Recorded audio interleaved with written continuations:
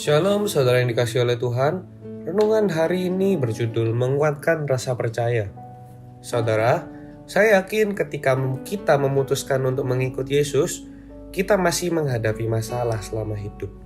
Bahkan ada beberapa kasus yang sering kita jumpai di mana ketika seseorang memilih mengikut Yesus, justru masalahnya tambah banyak. Entah temannya pergi meninggalkan, kolega kerjanya justru lari karena tahu kita pengikut Kristus, atau bahkan pasangan hidupnya justru tambah jengkel karena kita begitu menggebu-gebu dalam melayani Yesus. Dan ketika masalah itu datang seringkali tanpa kita sadari rasa keraguan dalam hati kita lah yang mendominasi, sehingga membuat kita khawatir dan menjadi tidak percaya kepada Tuhan.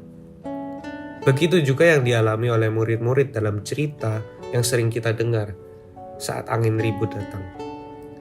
Mari kita baca kisah murid-murid Yesus dalam Injil yang ditulis oleh Matius, pasalnya yang ke-8, ayatnya yang ke-23-27. Begini bunyinya.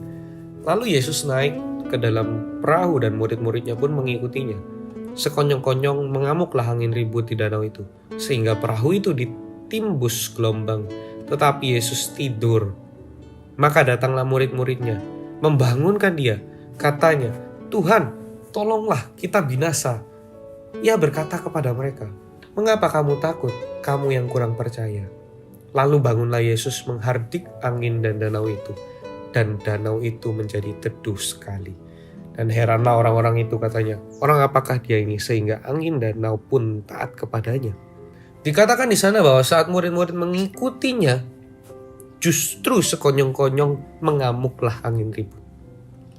Bukankah hal yang sama kita alami, saudara? Ketika kita ikut Tuhan, tiba-tiba masalah datang. Dan terkadang hal yang kita alami pun sama. Terasa Tuhan tidak menjawab. Sama seperti yang murid itu rasakan.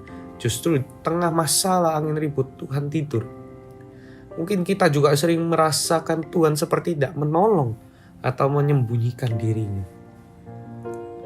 Tapi ketika murid-murid itu membangunkannya, justru Tuhan Yesus berkata, "Mengapa kamu takut dan kurang percaya?" Justru Tuhan menanyakan, "Mengapa kamu takut dan kurang percaya?"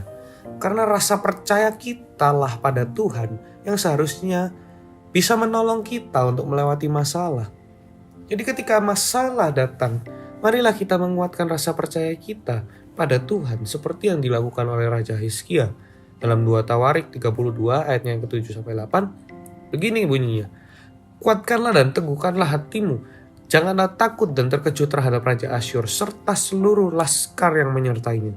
Karena yang menyertai kita lebih banyak daripada yang menyertai dia.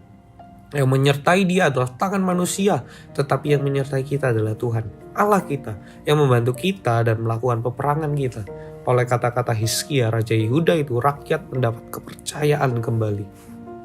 Saat Hizkia dan sekutunya diserang dan dikepung oleh Raja Asyur, Hizkia menguatkan rasa percayanya dan rasa percaya sekutunya kepada Allah lebih dengan mengatakan, yang menyertai kita adalah Tuhan, Allah kita, yang membantu kita dan melakukan peperangan. Jadi saudara, pengenalan kita akan Allah juga berperan penting saat kita menghadapi masalah.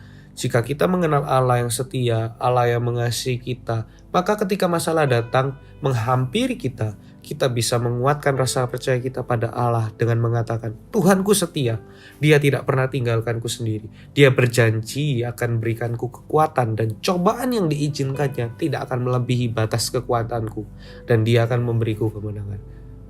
Jadi saudara, ketika ada masalah, jangan justru melemahkan rasa percaya kita dengan berkata, "Sudahlah, memang aku gak berguna. Aku memang gak bisa berbuat apa-apa. Memang ini karma buat aku karena sudah jahat dulu. Semua orang membenci aku." Perkataan-perkataan seperti itu tidak akan membawa kita kepada kemenangan, justru kepada keraguan-raguan pada Allah dan membawa pada kehancuran.